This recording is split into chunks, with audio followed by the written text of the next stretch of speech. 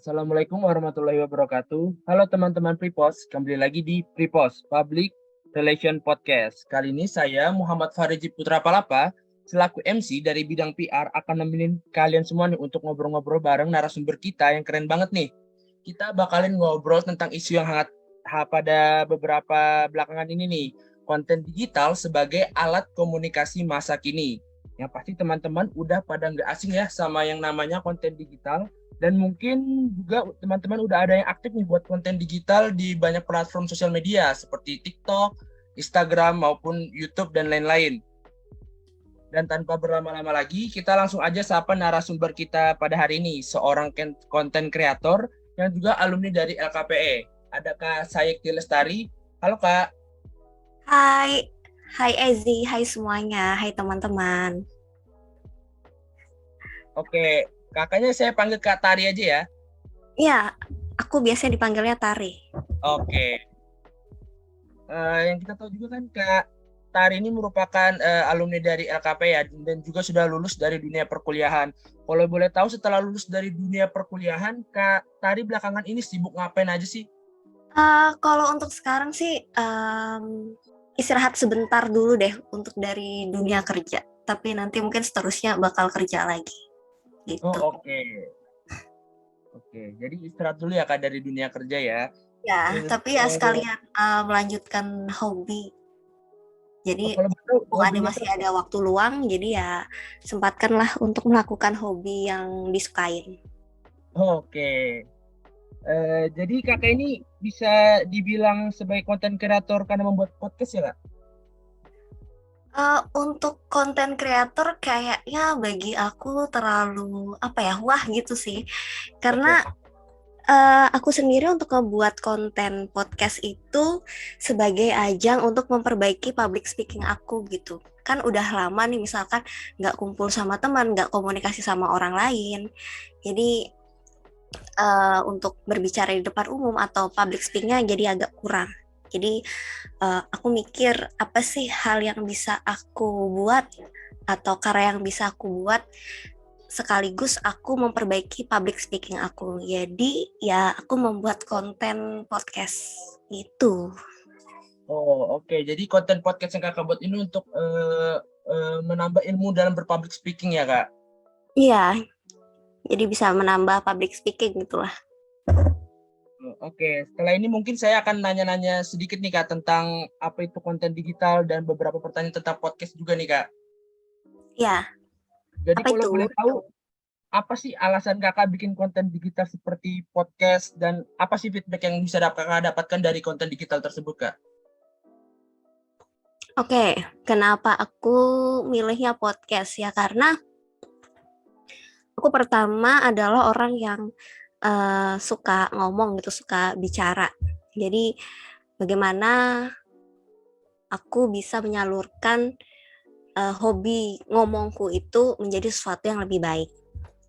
Dan setidaknya omonganku nih bisa memberikan ya alhamdulillah kalau misalkan ada insight-nya gitu. Jadi di sini aku mencoba public speakingku seperti yang aku bilang tadi. Terus juga aku juga pengen namanya berbagi informasi kepada banyak orang yang mungkin nggak banyak orang tahu gitu. Nah jadi di situ aku juga berlatih bagaimana cara public speak yang baik, terus berkomunikasi yang baik juga, dan bagaimana mengemas informasi itu biar bisa diterima audiens dan juga jelas dan nggak bertele-tele. Dan feedbacknya yang selama ini aku terima ya nggak gimana-gimana wahnya gitu. Tapi kalau dari teman-temanku yang mendengarkan podcastku, aku tuh kayak ngerasa senang gitu. Oh, Mbak ini buat podcast ya. Bagus Mbak podcastnya. Jadi kayak sebenarnya tuh bisa dibilang pujian ya. Feedbacknya berupa pujian dan itu pun menjadi bahan bakar aku untuk melanjutkan kontenku yang lain gitu. Dan aku juga senang kalau misalkan feedbacknya dari pendengarku tuh berupa saran-saran mengenai konten selanjutnya yang aku buat. Jadi misalkan, Kak, atau Mbak, kenapa nggak buat konten tentang ini deh, atau buat tentang ini deh. Nah, jadi aku punya tanggapan atau pendapat dan juga sekaligus ide untuk kontenku selanjutnya. Tapi ya balik lagi sih, aku filter juga berdasarkan dengan konsep podcastku. Begitu. Oh, oke. Jadi feedback yang Kak Tari dapetin ini berupa pujian ya, Kak. Di mana pujian tersebut bisa meningkatkan skill podcastnya Kak Tari lagi, begitu ya, Kak? Ya, sama ya ini juga saran-saran bagaimana sih aku harus berbicara di podcastku, terus deliveryku seperti apa. Jadi eh, nggak cuma pujian tapi juga berupa saran dan pendapat dari audiens. Oh, oke. Kalau boleh tahu nih, Kak, ada nggak sih perbedaan yang Kakak rasakan ketika komunikasi secara langsung atau face to face atau dibandingkan dengan lewat podcast, Kak? Apakah ada perbedaan signifikan ataukah ada perbedaan yang lainnya? Itu menurut Kakak gimana, Kak? Eh, Bedanya kalau mungkin face to face lebih melelahkan ya. Jadi misalkan nih, kalau face to face kita ambil aja contoh seperti seminar lah. Itu kan harus memakan banyak waktu persiapan, terus juga belum tentu orang tertarik gitu, dan belum tentu juga ada audiens yang mau bersedia meluangkan waktunya untuk duduk dan mendengarkan kita. Apalagi kalau misalkan topiknya juga nggak relate ke mereka. Nah, kalau misalkan melalui digital itu penyebarannya secara masif, maksudnya secara lebih luas gitu dan lebih praktis. Karena kan kalau kita ketahui sekarang nih ya, semua orang pasti, ya nggak semua orang sih, cuman banyak lah orang sekarang megang HP Android, terus megang gadget yang lainnya gitu. Jadi untuk akses digital itu sekarang itu sangatlah mudah. Jadi di mana-mana akses konten digital tuh kayak apa ya, menjadi teman kita sehari-hari gitu. Nah, tinggal kitanya aja niat buka atau enggak. Nah, jadi karena kemudahan aksesnya itu, kemungkinan lebih banyak orang itu menerima terhadap informasi yang kita sampaikan dibanding sama komunikasi yang face to face. Nah, dan juga gini, kalau misalkan konten digital itu nggak cuman visual, tetapi juga suara yang kayak kita lakuin ini, podcast, terus bisa juga berdasarkan sama postingan yang biasa kalian buat, PR buat di sosmed LKPE. Nah, itu kan banyak ya orang, maksudnya maksud kakak tuh interest orang tuh beda-beda gitu. Nah, ada orang yang suka visual, ada orang yang suka cuma mendengarkan suara, ada orang yang suka didatangi secara langsung. Nah, tapi kalau namanya platform konten digital biasanya eh apa ya, lebih menarik aja gitu nah kemasannya, karena penyampaian atau delivery berdasarkan visual itu biasanya lebih nyampe ke audiens. Dan juga kayak misalkan podcast seperti sekarang kan mudah didengarkan oleh siapa aja, jadi audiens juga lebih mudah menerima. Apalagi ditambah lagi misalkan durasinya kan nggak terlalu panjang, karena masyarakat sekarang nggak suka namanya sesuatu yang terlalu bertele-tele, apalagi terlalu panjang gitu. Oh, Dibanding oke. kalau misalkan kita tatap muka itu bisa juga sih bisa lebih mengena secara langsung ke audiens. Cuman gini, kalau tatap muka itu ada namanya apa sih, kepercayaan gitu. Nah, kalau misalkan kita ngomong secara langsung, belum tentu orang itu yang kita ketemu secara langsung tuh percaya sama omongan kita atau percaya dengan informasi yang kita sampaikan. Berbeda dengan kalau misalkan kita membuat konten digital, kita tuh dirasa sebagai seseorang yang mungkin di atas mereka atau bisa disebut dengan expert gitu. Nah, jadi orang lain tuh lebih percaya terhadap sesuatu yang beredar di digital dibanding sama face to face.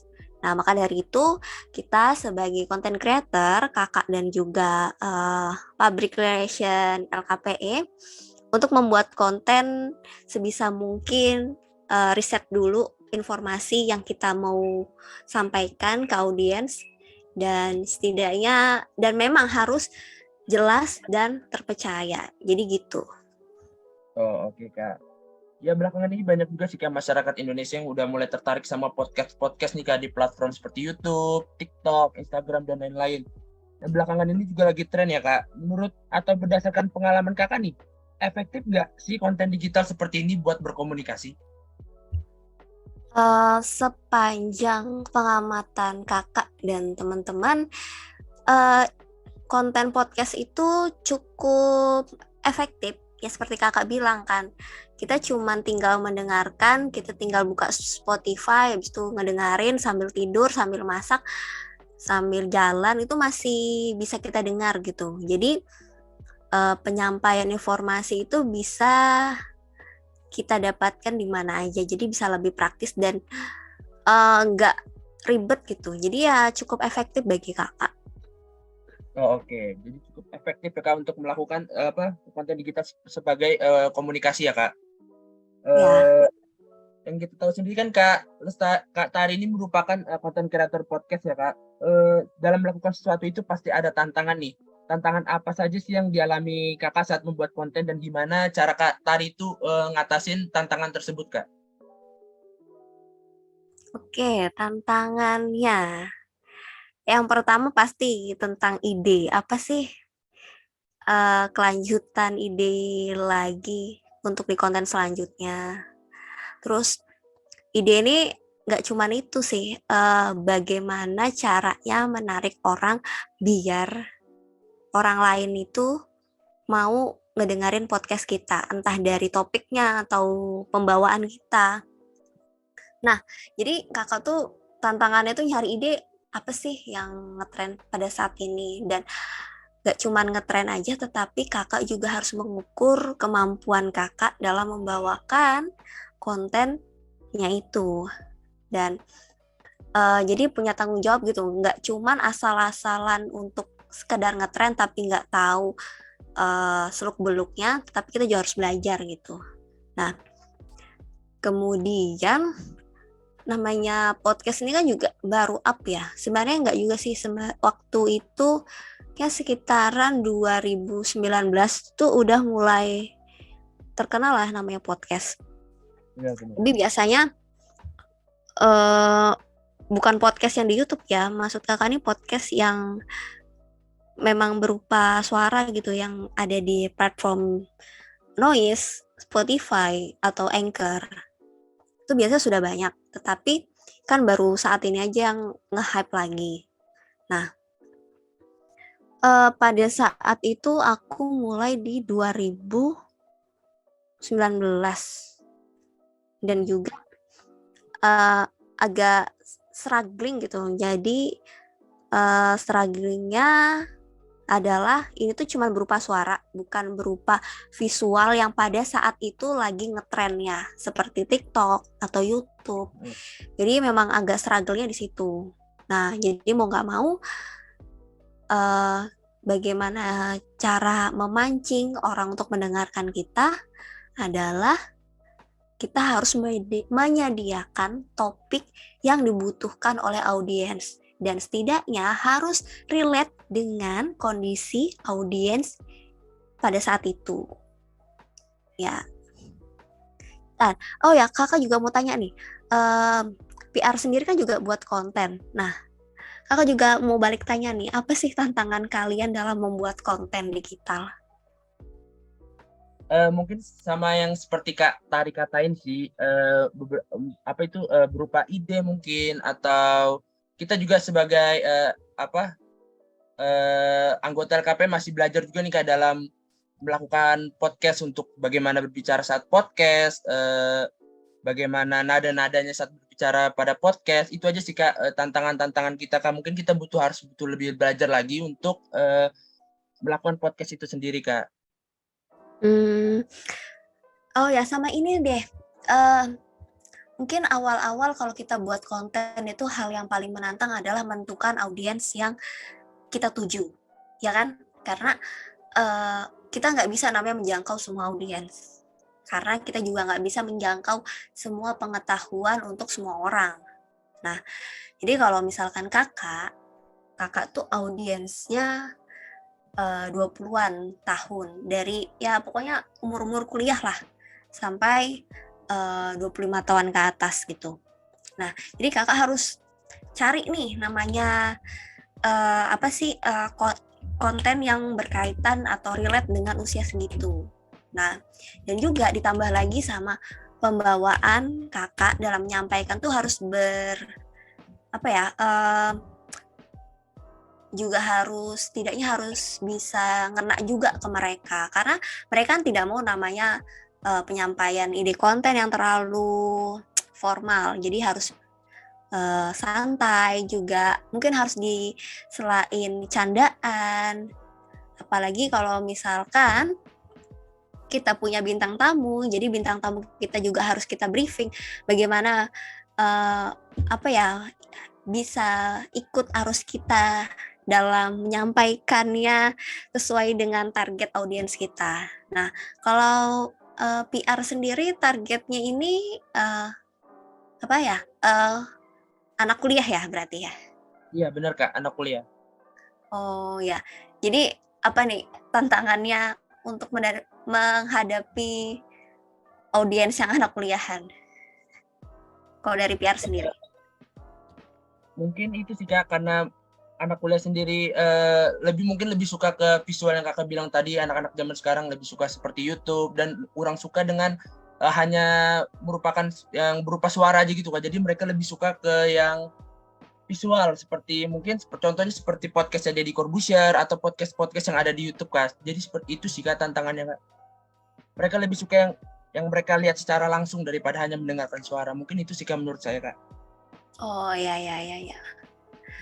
Nah, jadi memang seperti itu sih tantangannya. Jadi kalau misalkan nih, kalau kakak nih contohnya menghadapi audiens yang di umur 20 sampai ya 25 tahunan ke atas, mungkin kakak akan ngambil nih konten yang berkaitan dengan quarter life crisis. Nah, banyak tuh kan diomongin sama anak muda zaman sekarang. Nah, itu kan juga yang dibutuhkan mereka. Nah, jadi setidaknya walaupun mereka tidak suka visual, tapi kan itu yang dibutuhkan. Jadi ada kecenderungan mereka untuk mencari solusi, dan salah satunya solusinya itu adalah di podcast kakak. Jadi mereka juga mendengarkan podcast kakak. Ada apa sih setidaknya memancing mereka untuk mendengarkan podcast kakak dengan cara seperti itu.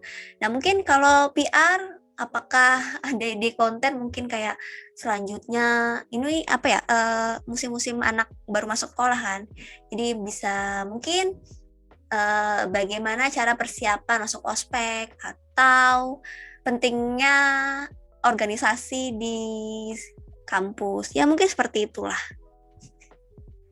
Jadi walaupun secara nggak visual, walaupun kita nggak menghadirkan visual, tetapi kita juga harus memberikan solusi yang kemungkinan konten digital lainnya belum memberikannya itu gitu. Oke, jadi ada saran dari Kak Lestari, Kak Tari nih teman-teman, bahwa kalau kita ingin membuat ide sebuah konten itu berdasarkan hal-hal yang sedang hangat sekarang ini, sesuai dengan kebutuhan audiensnya. Benar seperti itu ya Kak? Iya, betul. Oke, kalau begitu bisa nggak sih Kak Tari nih ngasih tips buat kita nih, buat gimana sih cara membuat konten kreator yang baik dan benar itu, bagaimana sih tipsnya Kak? Atau kakak bisa kasih info juga nih? Kalau tipsnya ya, yang pernah aku lakukan adalah ya buat aja dulu. Buat konten yang kamu tahu aja.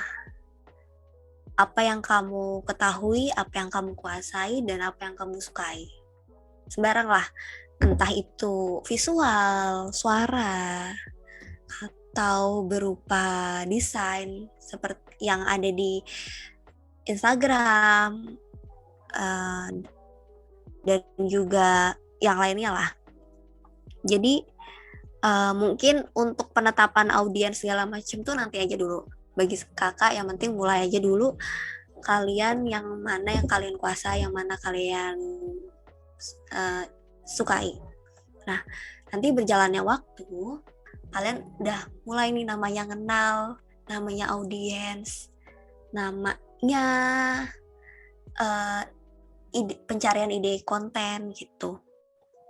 Nah, mungkin kalian nanti biasanya kalau apa sih konten creator tuh kan kalian bisa lihat tuh grafiknya ya, berapa umur yang mendengarkan konten kalian. Nah, di situ kalian bisa lihat tuh berapa banyak atau golongan umur mana yang paling sering mendengarkan konten kalian. Ini podcast ya. Nah, terus kalian lihat juga dari situ topik mana sih yang biasanya diperlukan dari range umur segitu.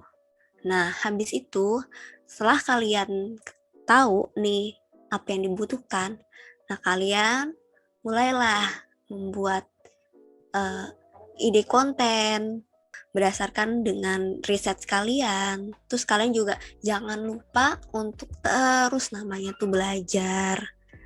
Karena ya kita walaupun sudah dewasa ya, tetap namanya harus belajar lah.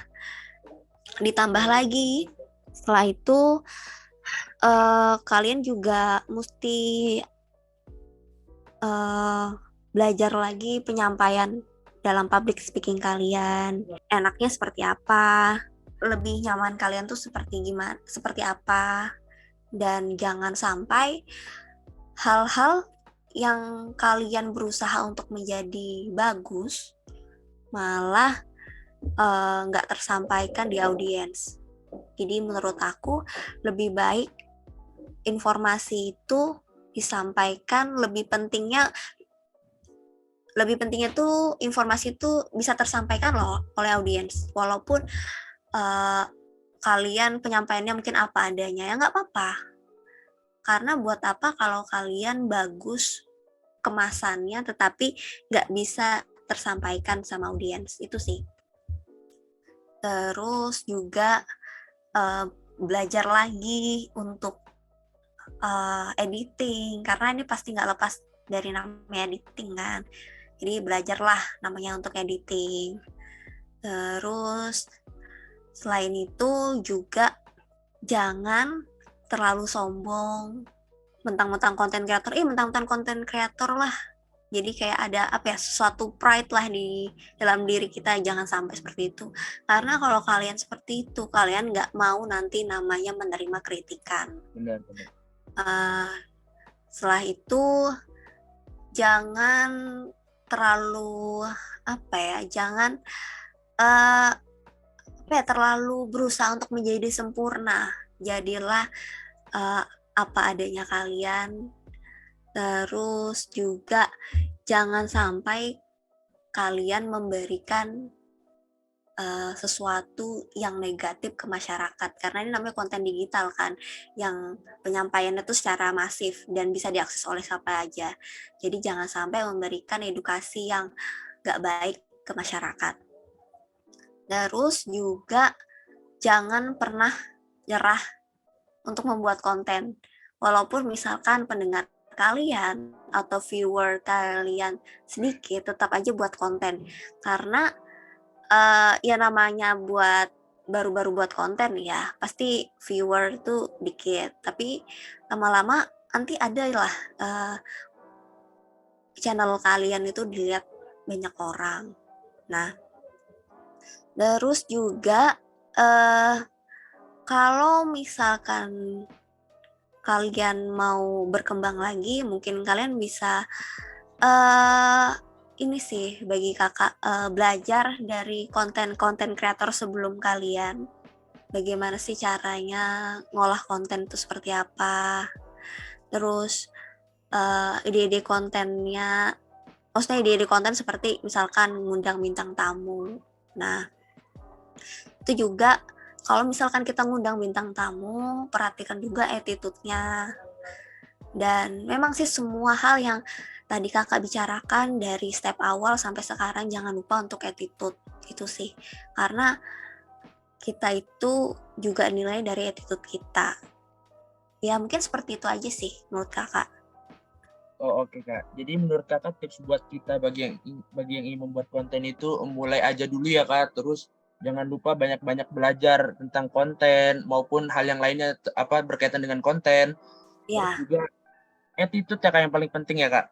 ya. Oh ya sama ini, jangan malu untuk ngebuat konten. Karena gini, misalkan nih kalau kita buat konten pasti ada aja orang di sekitar kita kayak, ih buat konten, kayak kamu bisa aja. Nah kayak gitu Bener banget biasanya ya, Kak. biasanya, Iya iya. biasanya gitu. Kayak apa sih konten apa sih yang kamu buat? Emang kamu tahu? Nah kayak gitu. Biasanya ada sering seperti itu. Entah itu kamu berkonten lewat TikTok, YouTube, Instagram, dari Reels atau dari podcast seperti ini pasti ada juga hal-hal yang seperti itu gitu. Nah, tapi kalau Iya. kalian tetap konsisten dengan pekerjaan kalian, apa yang kalian kerjakan, ya mudah-mudahan kedepannya ada hal baik untuk kalian. Benar-benar. Kalau Kak Tari pernah nggak sih dapat pengalaman seperti itu Kak? Misalnya kayak ditanyain ngapain sih buat konten-konten kayak gitu? Apa sih manfaatnya atau apa gitu? Pernah nggak sih Kak? Eh, Alhamdulillah sih enggak, cuman aku itu juga melihat pengalaman hal kayak gitu tuh dari temanku yang konten creator juga gitu. Nah kebetulan beliau tuh konten creator yang secara visual gitu. Nah kalau aku sih Oke. alhamdulillah enggak. Cuman ya ditanyain aja gitu, kenapa sih kok kamu buat ini gitu ya. Aku cuman bilang, ini cuman menyalurkan hobiku untuk bisa ngomong di depan banyak orang gitu. Wah, banyak, banyak banyak banget nih manfaat yang didapatin dari Pripos kali ini ya Kak. Mulai dari bagaimana cara berkonten, pengalaman dari Katari selama berkonten, juga tips dari Kak Tari. Mungkin ada sebelum kita di ujung acara ini Kak, ada yang mau disampaikan Kak untuk anak-anak LKP atau anak-anak yang mendengarkan podcast kita pada hari ini Kak? Menurut kakak, saran terakhir ya, bukan kok saran terakhir kayak mau apa aja. Jadi kalau bagi kakak, untuk kalian yang baru memulai konten digital, ya mulai aja, jangan malu dengan omongan sekitaran kalian. Kalian buktikanlah dengan konsistensi kalian uh, dalam melakukan menjadi content creator. Terus jangan pernah namanya menyerah. Kalau misalkan kalian ada nama yang ngestak di ide, cobalah kalian itu pergilah ke Indomaret lah, jalan-jalan dulu lah. Karena biasanya setiap perjalanan kalian tuh ada aja nanti muncul ide-ide. Nah, terus juga jangan membenci, bukan jangan membenci sih. Terimalah kritikan dan masukan dari audiens kalian. Dan juga kalau udah sukses menjadi content creator, jangan terlalu sombong, tetap rendah hati, dan harus terus mau belajar apapun itu. Oke, terima kasih banyak nih untuk Kak Tari nih udah bersedia sharing-sharing ilmunya dalam konten digital atau podcast. secara singkat di Pripos kali ini nih Kak. Dan buat teman-teman semua juga, terima kasih sudah mendengarkan dan jangan lupa untuk terus tungguin dan dengerin Pripos selanjutnya ya. Untuk Katari, terima kasih ya Kak. Ya, sama-sama. Oke, akhir kata saya Muhammad Fariji Putra Palapa selaku MC pamit undur diri. Terima kasih dan stay safe semuanya. Assalamualaikum warahmatullahi wabarakatuh.